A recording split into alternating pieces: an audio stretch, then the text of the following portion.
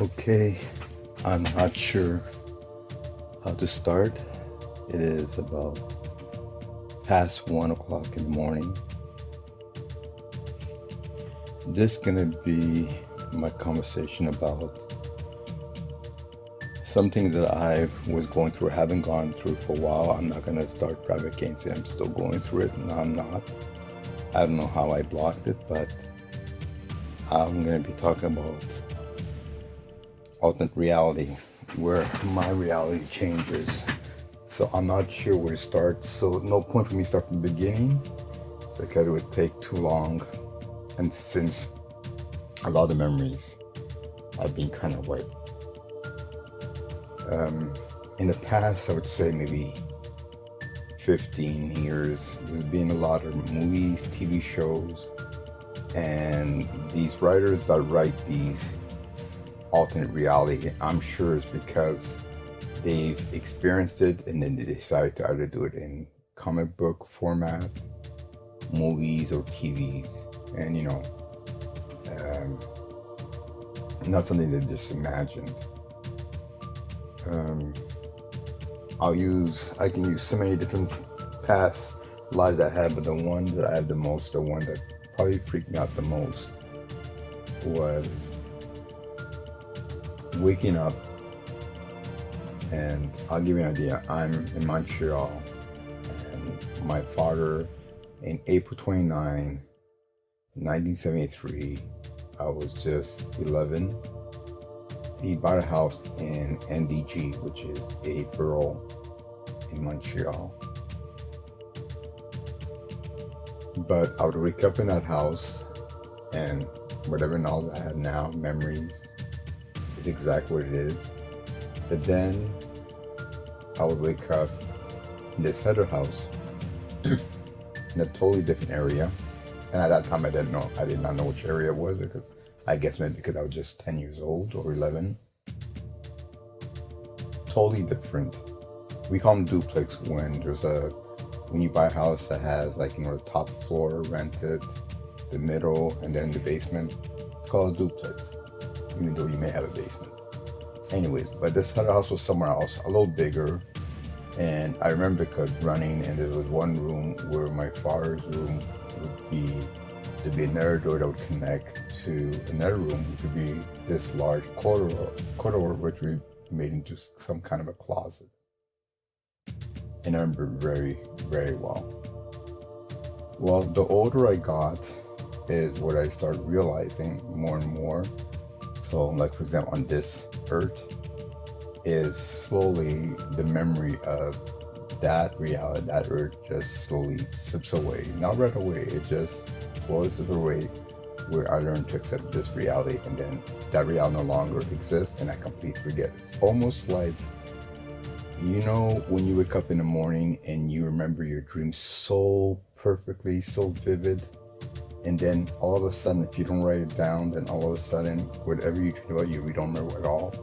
That dream, it's like it totally disappeared. Your memory just got reconditioned. I guess that's the word I'm looking for. And when I would go into that reality, that's exactly the same thing that would happen. Is all of a sudden that would become my reality, and then this reality no longer exists. So if you ask me for every detail there, I can't, because like I said, a lot of the memories have disappeared. What I do know is that later on, I realized where that house was when I got older, because I was still experiencing it to about the age of, I believe, all of it till my 40s. I kept on experiencing. I'm 58 by the way right now. So I was maybe till my 40s. And this house ended up realizing there wasn't a Laval. Well, one day I decided to go see where this house was. It exists. I asked the owner there if I can at least walk in their house, because I lied to them. I said I lived there before. So they believed me. Walked in and I saw that room where, like I mentioned, it was long, except I guess when I was younger it looked bigger than when you're growing up. but it did exist. So that totally freaked me out. So I remember I went to go see my mom in 2000 or 2001. My father already passed away, so I didn't get a chance to ask him. So I asked her, I said, when you bought the house in NDG in 1973, were you looking at a house in Laval, a duplex in Laval? And my mom goes, yes, we were. And so that already freaked me out, because what it meant was that in that reality, my father did buy it there. Well, in this reality, he bought it in NDG. Sorry, I have allergies, so I get stuff, so I apologize. So, like for example, my sister here, she ran with home at, I believe, 13, 12 years old. No, 13, 14 years old. She became not only a drug addict, but to the point where she's no longer that sweet little girl that I used to know. In that reality, she never left home. So let's just say it was the opposite. Let's just say that our life was probably, no, I wouldn't say was, it is, because I live it in both reality, is much better than what we're living here.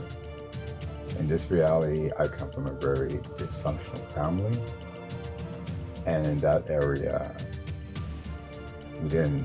when I was in my 30s, late 30s, early 40s, I decided to try to keep as much memory as I can. I wrote a lot of it down. I no longer have those papers. I have no idea what happened to them, so I can't explain it. But all I know is somehow I try to keep myself sharp in both realities, to compare notes and what the difference was. And it seems like who you surround yourself with is who you become.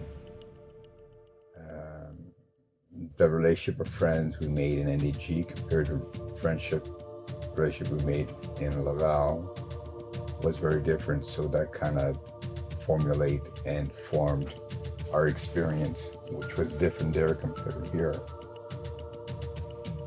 Which makes sense, because we took different paths. And that's it. Like I said, I don't remember sharply, so I'm not going to start making up stories or adding to it. I'm just going to go for as far as I could remember. But like I said, when you cross from one reality to another, it slowly fades away. Am I still experiencing now?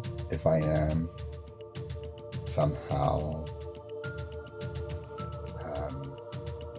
I'm forgetting it much quicker, because I don't know why. I do miss it, I'm not gonna lie to you. But that's it. But now I'm gonna go even further. How this originally started, my original memory, is I remember watching TV, seeing Kennedy getting shot. That was 65. That was not President Kennedy, but his brother. Except on this reality, he died differently. In my original reality, he actually died on stage. This person came right up to the stage and shot him on the stage, and that's where he got shot. But on this reality, it changed. I don't know if it's back to that. Maybe it is, because it keeps on always changing on me. All I remember that because John F. Kennedy was not assassinated, he actually survived.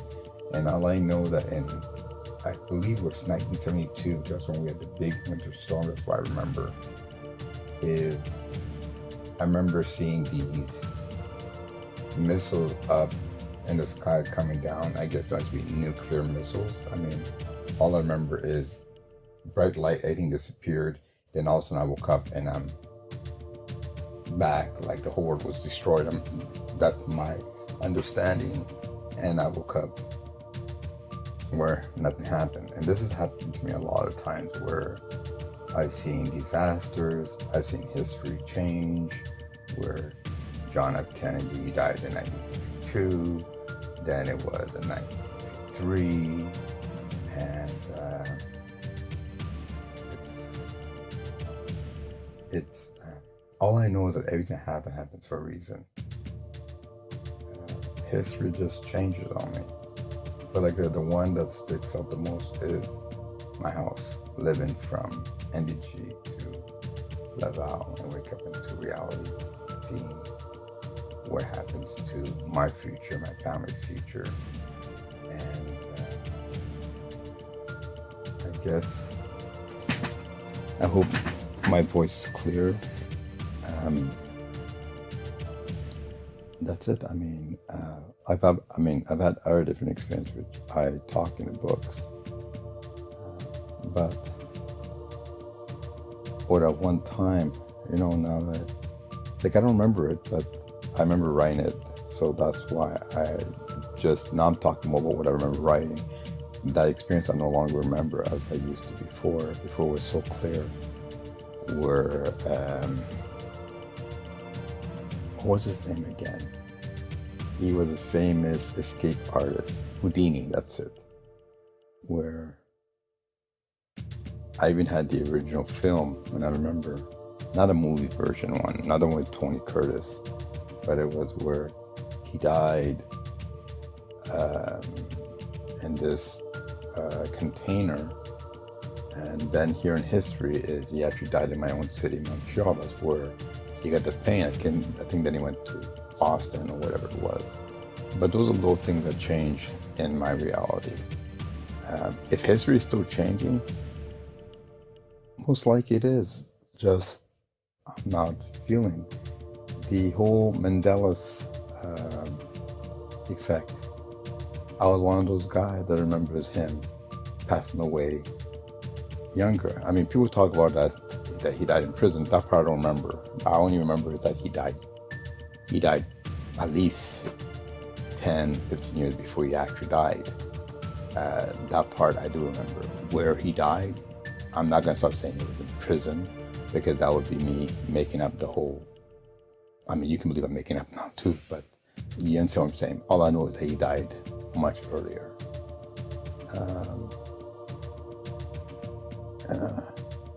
Like in the other reality where in Laval, now my father passed away, but he actually lived longer. Like in this reality, I believe he died in 99 or 2000. Well, in that reality, he was alive until maybe a couple of years ago. And maybe that's why I'm not getting that crossover anymore. But he was alive until about the past maybe 4 or 5 years. He lived to about his 80s, close to his 90s, compared to before it was 72, 73. So,